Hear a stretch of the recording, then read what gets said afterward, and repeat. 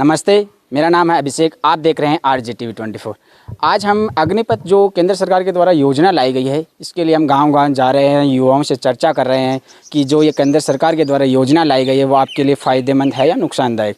अभी हम पहुँचे हैं रामगढ़ शेखावटी गाँव खोटिया में। यहाँ पे युवाओं से बात करेंगे और उनसे भी जानेंगे। यहाँ पे बच्चे भी हैं, उनसे जानते हैं। पहले तो ये क्या बनना चाहते हैं? आप क्या बनना चाहते हो? Indian army. आप क्या बनना चाहते हैं? Indian army. ये जो बच्चे हैं ये भी इंडियन आर्मी में जाना चाहते हैं। अभी यहाँ से युवा साथी हैं, उनसे बात करते हैं कि आप जो ये केंद्र सरकार के द्वारा योजना लाई है इसके बारे में आपकी क्या राय है? मेरी राय ये है कि हम गांव में लगभग हैं 50 बंदे आर्मी की तैयारी कर रहे हैं।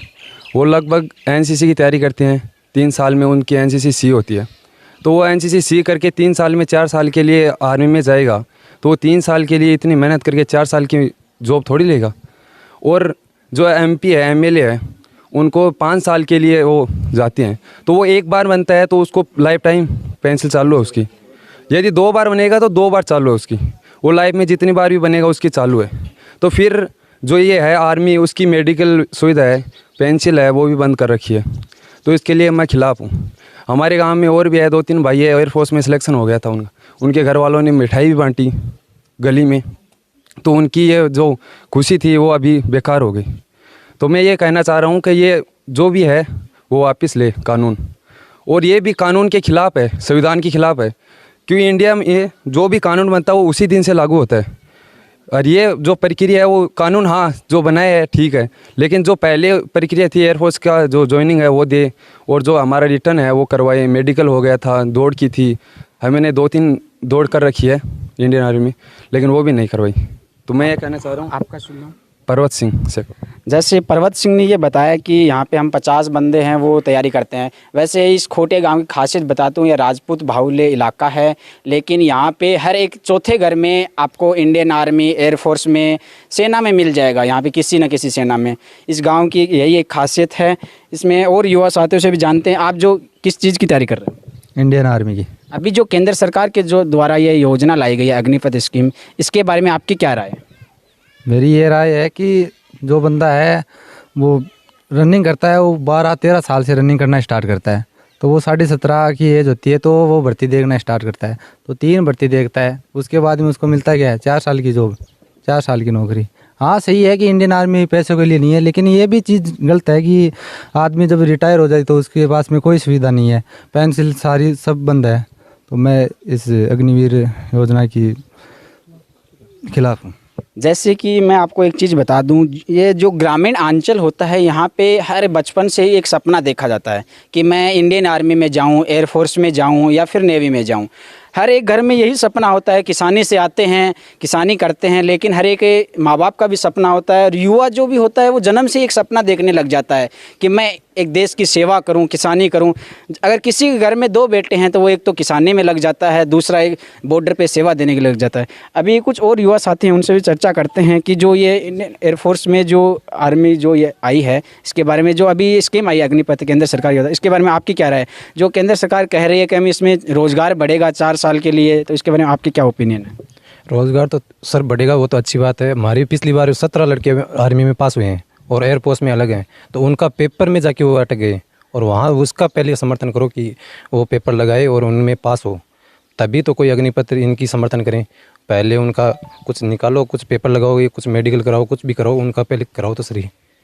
तो हम इसके विरोध में। अभी जैसे आप विरोध में हो तो कुछ लोग कहते हैं कि जैसे इससे रोज़गार बढ़ेगा और आपको एक साथ 23 लाख रुपए मिलेंगे।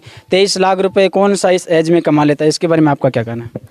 सर पैसे की बात नहीं है, पैसे तो अब 23 साल आप दे दोगे ठीक है, फिर कोई ऑप्शन थोड़ी है। वो आके क्या कर लेगा? जो आर्मी में रह चुका है वो आगे वो आर्मी की तैयारी कर रहा है। जो आर्मी की तैयारी कर रहा है वो दूसरा ऑप्शन पैसे लेके क्या कर लेगा? तो उसको लाइफ टाइम के लिए कुछ आगे बढ़ाएं और या ज़्यादा से ज़्यादा टाइम दे आर्मी के लिए। मैं तो यही करना चाहता हूँ। नमस्ते। नमस्ते। आपका नाम क्या है? जयवीर सिंह शेखावत। जयवीर, आप मुझे ये बताइए, जो ये केंद्र सरकार की जो योजना आई है अग्निपथ स्कीम, ये जो इसका बहुत ज़्यादा विरोध हो रहा है, ऐसा क्यों है? ये जो TOD निर्णय लिया गया है ये पूर्ण रूप से गलत है, क्योंकि जो बंदा सुबह 5 बजे उठकर ग्राउंड में जाता है और उसके सपनों को जब उसके सपने जब एक साथ ही सारे टूट जाते हैं तो वो बंदा पूरी तरह से टूट जाता है। और जो बंदे 13 साल की उम्र से 17.5 साल की उम्र तक जो तैयारी करते हैं, 5 साल तक जो तैयारी करते हैं, उनको लास्ट में क्या मिलता है? 4 साल की जॉब। 4 साल की जॉब से माना आर्मी पैसों के लिए नहीं बनी है। तो फिर जो जो उन्हें 23 लाख रुपए मिलेंगे, ठीक है। तो 23 लाख रुपए में पहली बात तो उनकी पूरी ज़िंदगी नहीं निकलेगी, और ज़िंदगी निकल भी जाए तो उनके पास आगे क्या है? उनका जीवन यापन करने के लिए आगे कुछ उनकी है नहीं है। और रही बात हमारे गांव के अंदर लमसम 50 से 60 बंदे ऐसे हैं जो रोज़ सुबह 5 बजे ग्राउंड में जाते हैं तैयारी करने के लिए, और उनमें से पिछली जो भर्ती हुई थी उसमें 19 बंदों ने आर्मी दौड़ पास की थी। उनमें से 17 बंदे पेपर के लिए क्वालिफाई हुए थे, ठीक है। तो उनका जो पेपर नहीं हुआ, ऐसे ही पता नहीं कितने गाँव में कितने बंदे हैं जो पेपर के लिए कितनी तैयारी कर रहे हैं, कितने पैसे लगा रहे हैं डिफेंसों में जाके, और डिफेंसों में जाके पैसे लगाते हैं, और उनका उन पैसों का मतलब 1% भी उनको वापस नहीं मिला, कुछ नहीं मिला है। क्यों नहीं मिला?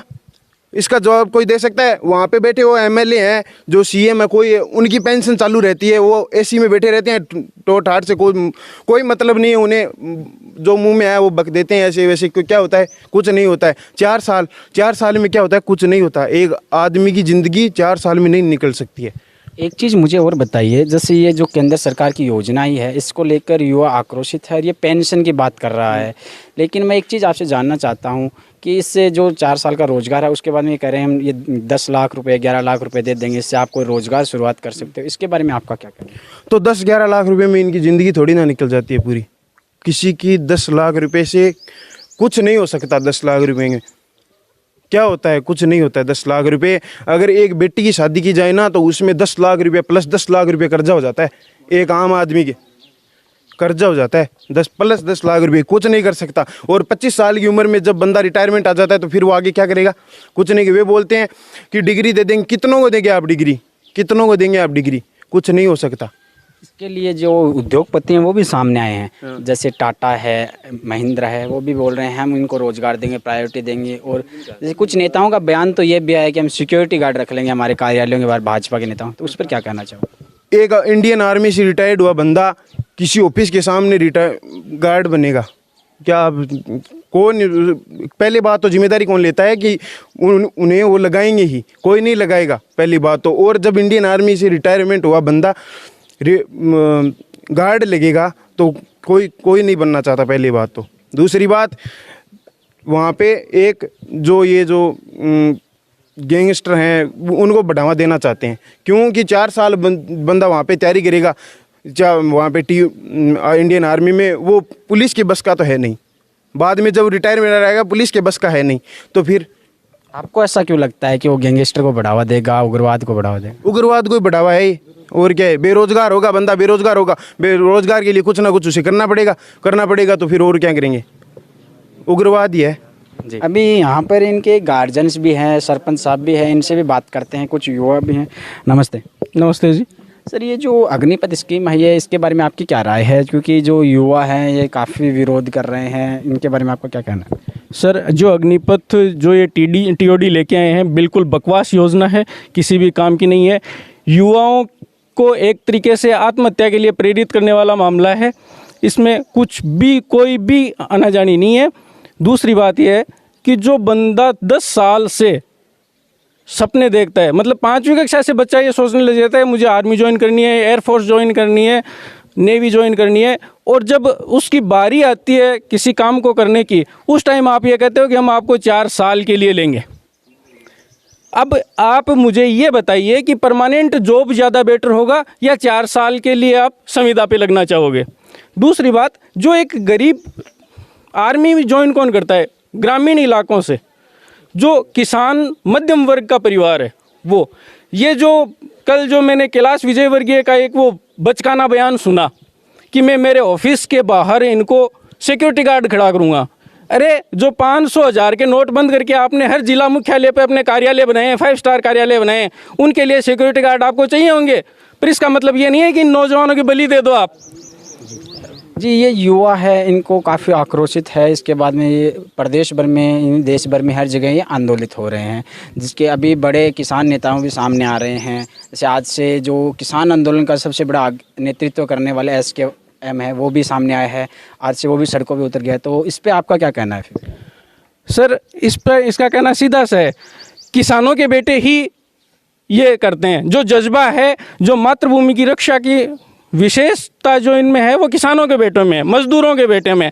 मैंने आज तक किसी मंत्री के बेटे को सैनिक बनते हुए नहीं देखा। अब जिन्होंने कभी परिवार चलाया ही नहीं, जिनको कभी पारिवारिक योग्यता का पता ही नहीं, वो कौन से बच्चों की संभालेंगे, कौन से परिवार की संभालेंगे? उन्हें कोई हक नहीं है इस चीज़ का कि वो किसी दूसरे के और इन युवा पीढ़ियों के सपनों को नष्ट करें। अब एक मंत्री ये बयान देता है कि इन्हें किसी कंपनियों में रखा जाएगा। मैं सम्मान करता हूँ उद्योगपतियों का, परंतु ये भी उनसे पूछना चाहूँगा कि आज तक उन्होंने जो रिटायरमेंट के बाद सैनिक है उन्हें कितनी नौकरी दी? जो बच्चा 10वीं पास करते ही सेना में चला जाएगा 4 साल के लिए, वो वहाँ जाके कौन सी डिग्री कर लेगा? क्या वो MBA कर लेगा? कौन सा बिजनेसमैन बनेगा? वो कौन सा मैनेजमेंट संभाल लेगा? उसे आप क्या नौकरी दोगे? कम से कम वो नौकरियां तो बताओ कि हम उन्हें हमारी कंपनी में ये नौकरियां दे देंगे। मैनेजर बना दोगे आप उन्हें? मैनेजमेंट समझा दोगे उन्हें? जी, आपका नाम क्या है? मनफूल गोदारा।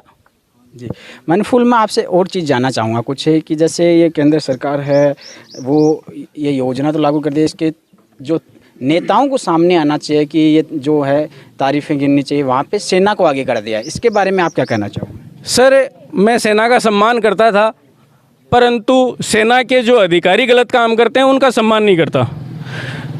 कानून बनाना, कानून वापस लेना, ये सैनिक अधिकारियों का काम है या इन नेताओं का? हमने पार्लियामेंट किस लिए बनाई? किस लिए इनको हम चुन के भेजते हैं?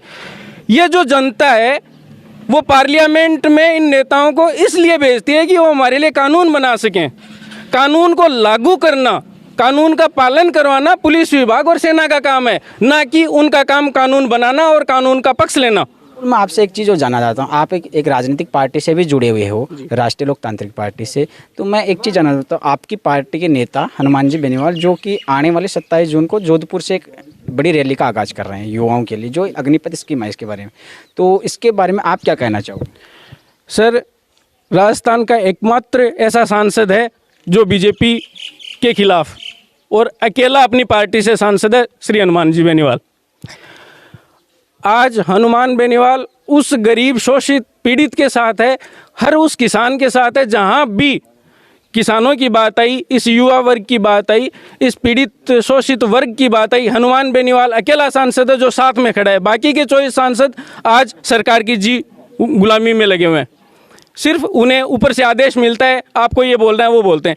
आज जो ये युवा पीढ़ी है, कोई भी नेता, कोई भी मंत्री, उसकी ये हिम्मत नहीं हो रही कि इन युवाओं के सामने छाती ठोक के ये कह सके कि मैं आपने मुझे सांसद बनाया था और आज मैं आपके लिए ये स्कीम लेके आया हूँ, मैं इसे समझाने आया हूँ। इतने दिन हो गए, कोई किसी का एक बयान तक नहीं आया। क्या दुनिया का सबसे मजबूत प्रधानमंत्री और दुनिया के सबसे मजबूत प्रधानमंत्री के सांसद इतने भगोड़े और इतने नकारा हो गए कि वो इन युवाओं के सामने नहीं आ पा रहे, इनके सामने अपनी शक्ल नहीं दिखा पा रहे? ऐसा क्या गुनाह कर दिया उन्होंने?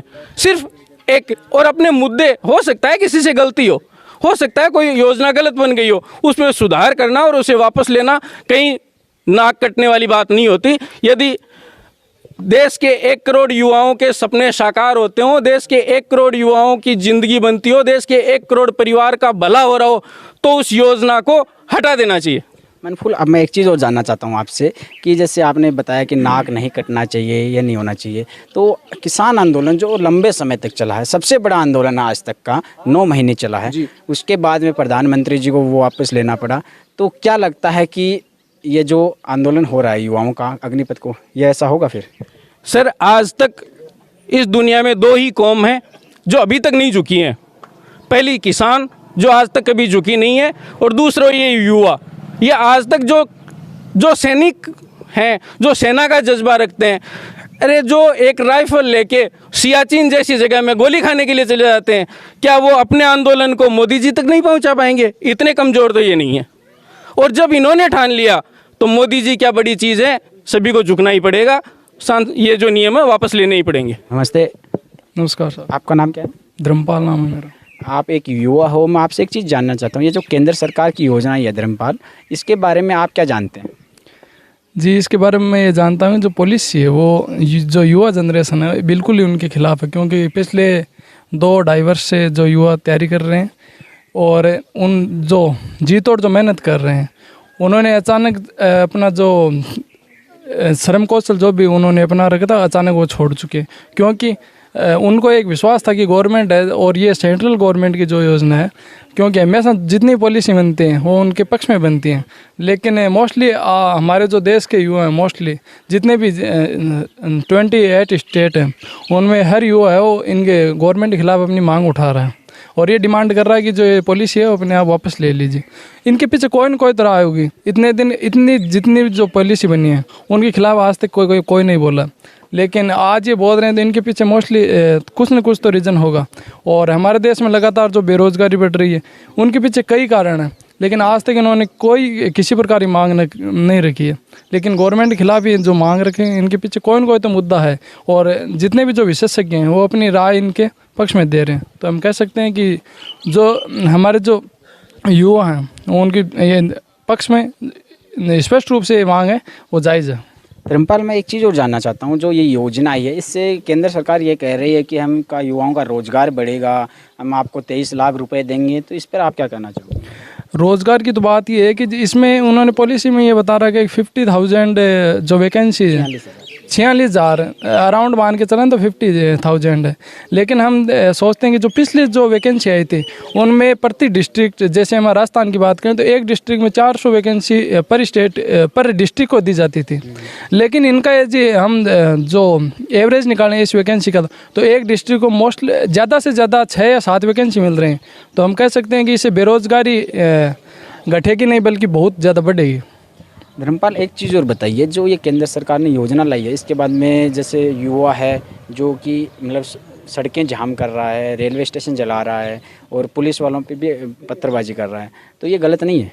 देखो, एक हमारे पीछे जो उदाहरण हुआ था किसान आंदोलन, उन्होंने हिंसा का प्रदर्शन नहीं किया था, तो बात तो उनकी भी सही है कि हमारे जो सार्वजनिक संपत्ति हैं उनका नुकसान नहीं पहुंचाते हुए यदि मांग करें और लगातार यदि गवर्नमेंट के सामने विरोध करें तो एक दिन गवर्नमेंट बिल्कुल इन युवा उनके पक्ष में भी। आप तैयारी किस चीज़ की करते हो? मैं भी पहले डिफेंस की कर रहा था, लेकिन अभी एज और हो गए हैं तो मैं भी बिल्कुल निराश हूँ। जैसे आप तैयारी करते हो इसमें मोटा मोटी कितना खर्चा आ जाता है? यदि पर मंथ की बात करें तो 6 या 700,000 रुपीज़, 70-80 हज़ार रुपये महीने का, साल का आ जाता है। तो आप कितने सालों से तैयारी कर रहे हैं? मैं 2016 से तैयारी कर रहा हूँ। मतलब आपको 5 से 6 साल हो गए, मतलब 4-5 लाख रुपए का आपने खर्चा लग चुका है। तो अब क्या लगता है आपको? मैं भी पीछे डिफेंस में फिट हुआ था, लेकिन चलो मेरे तो कोई बात नहीं है, लेकिन मेरे जो पीछे भाई और भी हैं पीछे जो तैयारी कर रहे हैं वो भी गांव के लगभग 15 या 20 लड़के जो फिट हुए थे, लेकिन गवर्नमेंट ने जो न्यू पॉलिसी लाई उनको जो भर्ती जो पूरी प्रोसेस थी उनको एकदम एंड ओवर करके रख दिया। तो हम कह सकते हैं ये बिल्कुल उनके जायज़ नहीं है, बिल्कुल नाजायज़ है। नमस्कार। नमस्कार। सर, आपका नाम क्या है? नाम अशोक पूनिया है जी। मैं आपके चैनल और आपका सबका हार्दिक स्वागत करता हूँ इस खोटिया की सरजमी पे। अशोक जी, मुझे एक चीज़ बताइए, आपके गांव की बात करें तो आपका गांव जो राजपूत बाहुल्य इलाका है, लेकिन यहाँ पे बहुत से जो सेना भर्ती के अंदर लोग लगे हुए हैं, हर एक चौथे घर से आपके सैनिक निकलता है, तो ये जो अग्निपथ स्कीम आई है क्या ये सही है या नहीं? सबसे पहले तो मैं आपको बताना चाहूँगा, मेरा गाँव ही नहीं इस पूरे हिंदुस्तान में अपना जो अंचल है शेखावाटी अंचल, इसमें सबसे ज़्यादा वीर पैदा हुए हैं। और सेना में अगर देखा जाए ऑल ओवर सेना में डिफेंस में तो शेखावाटी क्षेत्र के ही आपको मिलेंगे। रही बात अग्निपथ की, तो एक बिना सोची समझी रणनीति के तहत ये योजना लागू हुई है। मैं इसलिए कहना चाहूँगा बिना सोची समझी, क्योंकि उन्होंने ये आंकलन किया ही नहीं कि जिस युवा का टेस्ट फिजिकल मेडिकल हो चुका है उसको आपने घर बैठा दिया, दोबारा नए सिरे से कर दिया। किसने हक दिया आपको? अगर मान लो कोई नेता चुनाव जीतने के बाद, चुनाव जीत गया वो, लेकिन उसको शपथ नहीं दिलाई जाए, उसको पद नहीं दिया जाए, उसकी मोहर नहीं दी जाए, तो उसके साथ कैसा फील होगा आप समझ सकते हैं। उनका एक स्टेटमेंट है नेताओं का कि इस योजना से बहुत ज़्यादा फ़ायदे हैं। अगर सर फ़ायदे हैं तो आप अपनी इस राजनीति के क्षेत्र में इसको क्यों नहीं लागू करते? एक अग्निवीर जब ये है कि ठीक है वो 4 साल के बाद उसको वहाँ से सेवानिवृत्त रिटायरमेंट कर दिया जाएगा, ठीक है मान लिया आप उसको कर दोगे, तो ऐसा एक कानून बना दो ना कि जो चुनाव लड़ेगा अगर वो अग्निवीर होगा तो ही वो चुनाव लड़ेगा, तो देश सोने की चिड़िया वापस बन जाएगा। क्योंकि जितने ये अनपढ़ भ्रष्ट जो अपने नेता हैं, ये कानून जो नीतियाँ जो बनती हैं, योजनाएं जो भी लागू होती हैं, अगर ऑलमोस्ट देखा जाए तो जो उद्योगपति इनके दोस्त हैं, जैसा वो चाहते हैं वैसा ही हिंदुस्तान में लागू हो रहा है। तो मैं तो ये सरासर गलत मानता हूँ। और ये सारे युवा हम वही लोग हैं जो पूरा समर्थन एक तरह से मोदी जी को दिया था चुनाव में, और अब उन्होंने हमारी जो आशाओं पे पानी, हमारे सपनाओं को चकनाचूर किया है। तो मोदी जी हम वही हैं जिन्होंने आपकी एक IT सेल से प्रभावित होकर व्हाट्सएप का ज्ञान लेके हमारा जो आपने ब्रेन वॉश किया था, और एक अच्छे एक नेता थे राहुल गांधी, थे नहीं है भी, उनको एक तरह से पप्पू साबित कर दिया, मतलब मजाक बना दिया उनको, जबकि उन्होंने हर एक चीज़ के बारे में आगाह किया है। कोरोना आया उससे पहले उन्होंने बताया है, नोटबंदी का दुष्प्रभाव उन्होंने बताया है, GST की जो मतलब होने वाले नुकसान थे उनके बारे में उन्होंने पहले आगाह किया है देश को। लेकिन उस आदमी को आपके कहने पर इन युवाओं ने, आपकी IT सेल ने एक मजाक साबित कर दिया है। तो कांग्रेस को आपने इतना मतलब कर दिया कमज़ोर, और आप हो गए मजबूत। मजबूत होने का मतलब ये नहीं है कि आप अपनी मनचाही नीति और मनचाही योजना इस देश में लागू कर देंगे। इस देश का युवा है, वो अपना हक लेके रहेगा। इनकी जो ज्वाइनिंग है पहले वो ज्वाइनिंग दो, इनका जो टेस्ट हो चुका है उनकी पहले ज्वाइनिंग दी जाए, उसके बाद अपनी बात करेंगे कि अग्निपथ क्या है। अशोक जी, मैं एक चीज़ और जानना चाहता हूँ। आपने जैसे राहुल गांधी की बात की, कांग्रेस की बात की। कांग्रेस अभी राहुल गांधी को ED में घेर लिया है, तो कांग्रेस वैसे भी कमज़ोर है, तो विपक्ष कहीं बचा नहीं है। तो इस पे आप क्या कहना चाहोगे फिर? अगर विपक्ष बचा होता तो इस तरह से मनमाने फैसले लागू ही नहीं होते। आप सब जानते हैं, हम जानते हैं, कोई भी इन नेताओं के फ़ायदे की जो योजना आती है, जैसे संसद में कोई भी इनके लिए फ़ायदा हुआ, इनका भत्ता बढ़ाना है, तो सब मेज़ थपथपाएंगे, उसका वेलकम करेंगे। अगर विपक्ष मजबूत होगा तो उसको आने ही नहीं देगा। देश के जो नुकसान वाली योजनाएं हैं उनको आने ही नहीं देगा। अग्निवीर योजना क्या बिना संसद में रखे हुए आ गई? चुपके से रातों रात आ गई। किसानों के लिए जो 3 कृषि कानून, काले कानून आए थे, क्या इनके संज्ञान में वो नहीं थे? लेकिन अपने उद्योगपतियों के दोस्तों के फायदे के लिए रातों रात वो योजनाएं लागू की जाती हैं। और वो उद्योगपति, जब किसान वाले काले कानून आए थे तो उन्होंने रातों रात गोदाम बना लिए थे कि अनाज अपन खरीदेंगे सस्ते भाव में, गोदामों में फिट करेंगे, जनता भूख मरी आएगी। भूखा मरता आदमी क्या नहीं करेगा? अनाज, एक आदमी शरीर स्वस्थ रहने के लिए उसको चाहिए क्या? अन्न, जल, ठीक है। तो अन्न अगर वो कंट्रोल कर लेंगे, तिजोरियों में रख लेंगे, तो मनमाने भाव उसको लेंगे। तो ये सारी जो रणनीति है बन रही है देश में, एक इस तरह से कह सकते हैं एक माहौल बहुत ख़राब हो रहा है देश का। डिफेंस अगर कमज़ोर हो जाएगा, निश्चित तौर पे कमज़ोर होगा। अगर ये 4 साल वाला फंडा अगर उन्होंने लगाया है तो इसमें दूरदर्शिता ये है कि इसमें निश्चित तौर पे कमज़ोर होगा। एक मानव स्वभाव होता है, उसमें 5 या 6 साल लगते हैं। एक छोटा बच्चा होता है, वो चलना सीखता है, बोलना सीखता है, उसको कम से कम 6-7 साल लगते हैं। तो एक मानव स्वभाव है ये। कम से कम अपना जो एक पार्ट है सेना का, जो प्रक्रियाएँ होती हैं, ट्रेनिंग होती है, एक मात्र 6 महीने की ट्रेनिंग में आप एक देशभक्त कैसे तैयार कर देंगे? कहने का मतलब ये है। तो उस सेना का माहौल होता है, कम से कम उसको 6-7 साल तो माइंड सेट होने में लगते हैं। देश के प्रति एक वो उसके खून में एक ऐसा भर देते हैं जोश कि वो अपने देश के लिए मर मिटता है। तो मैं नहीं मानता कि मात्र 4 सालों में वो एक अच्छा देशभक्त तैयार कर पाएंगे। शुक्रिया। तो ये थे रामगढ़ शेखावाटी के खोटिया गांव में हम थे। यहाँ पे युवाओं से भी जाना, और यहाँ पे सरपंच प्रतिनिधि जी भी थे, अशोक जी, और यहाँ पे मनफूल थे जो RLP से तहसील अध्यक्ष हैं। इन काफ़ी युवाओं ने, गार्जियन थे, इनके बारे में बताया कि जो ये अग्निपथ स्कीम है इसके बारे में क्या क्या फ़ायदे हैं, क्या नुकसान हैं। लेकिन फिर मिलेंगे अपने ही नए गांव में नए युवाओं के साथ में जो अग्निपथ स्कीम के बारे में जानेंगे कि क्या यह उनके लिए फ़ायदेमंद है या नुकसान है। आप देखते रहिए RJTV24। RJTV24 के माध्यम से हम एक छोटा सा अनुरोध करते हैं, आइए हमारे साथ जुड़िए, हम समाज को एक नई दिशा देने का काम करें। जय हिंद, जय राजस्थान।